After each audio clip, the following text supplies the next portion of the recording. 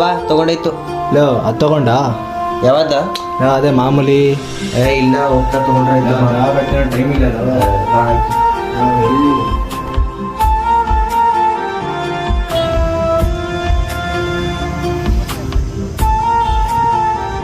ಸರಿ ಬಾ ಹೋಗ್ತಾ ತಗೊಂಡು ಹೋದ.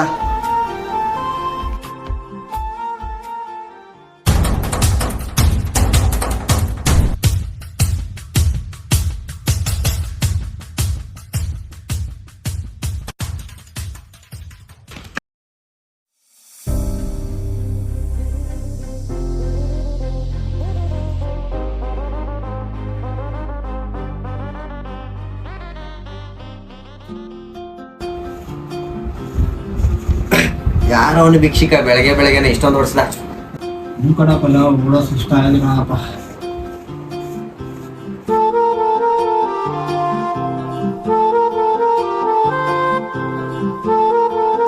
ಇಷ್ಟೊಂದು ಮಿಕ್ಕೈತ್ ಕಣ.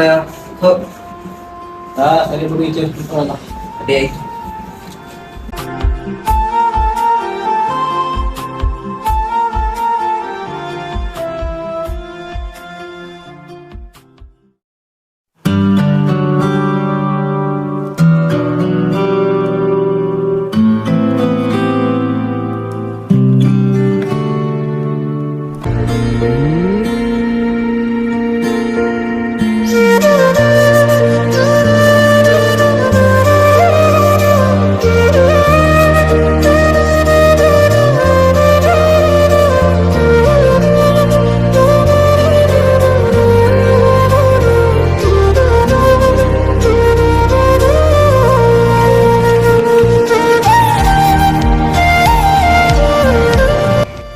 ಲೋ ಮಗ, ಪಾಪ ಮಕ್ಕಳೇ ಊಟ ಕೊಡ್ತಾರ ನೋಡು. ಬೆಳಗ್ಗೆ ಅವ್ನ ಕೈಯಿಂದ ಊಟ ಕಿತ್ಕೊಂಡ್ವಿ. ಹೂ ಕಣ,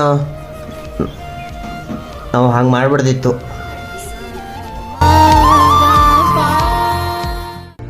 ಅಕ್ಕ, ಇವರಿಬ್ರು ಬ್ಯಾಡ್ ಅಂಕಲ್ಸ್ ಊಟನ ವೇಸ್ಟ್ ಮಾಡ್ತಾ ಇದ್ದಾರೆ. ಅಂಕಲ್, ನಿಮಗೆ ಸ್ಕೂಲಲ್ಲಿ ಹೇಳ್ಕೊಟ್ಟಿಲ್ವಾ? ನಮ್ಗೆ ಹೇಳ್ಕೊಟ್ಟಿದ್ದಾರೆ ಊಟನ ವೇಸ್ಟ್ ಮಾಡಬಾರ್ದು ಅಂತ. ಊಟನ ವೇಸ್ಟ್ ಮಾಡೋ ಬದಲು ಆ ಅಂಕಲ್ ಕೊಡಿ. ಆ ಅಂಕಲ್ಗೆ ಯಾರು ಇಲ್ಲ, ಊಟ ತಿನ್ನೋಕ್ಕೂ ಇಲ್ಲ, ಅನ್ನೋ ನೋಡಿದ್ರೆ ಈ ಥರ ಊಟ ವೇಸ್ಟ್ ಮಾಡ್ತಾ ಇದ್ದೀವಿ. ಮೇಲಾದ್ರೂ ಗುಡ್ ಅಂಕಲ್ಸ್ ಆಗಿ ಊಟನ ವೇಸ್ಟ್ ಮಾಡಬೇಡಿ. ಬಾರೋ ಅವ್ರು ಎತ್ತಂತಾರೆ, ಅವ್ರಿಗೆ ಏನಾದ್ರು ಹೆಲ್ಪ್ ಮಾಡೋದಾ?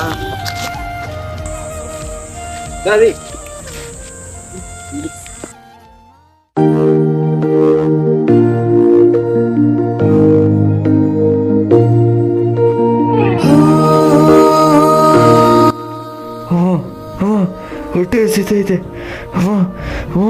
ತುಂಬ ಹೊಟ್ಟೆ ಹಸಿತೈತೆ.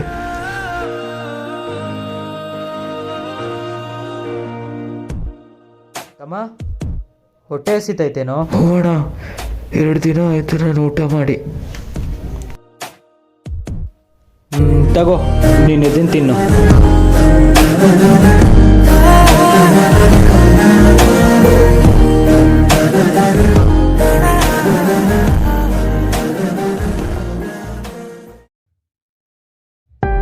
ಅಣ್ಣ, ನೀವೇ ಅಷ್ಟು ಹಸ್ಕೊಂಡಿದ್ರಿ. ಬೆಳಗ್ಗೆ ನಮ್ಮ ಕೈ ಪಾಪ ಹೊಡ್ಸ್ಕೊಂಡ್ರಿ.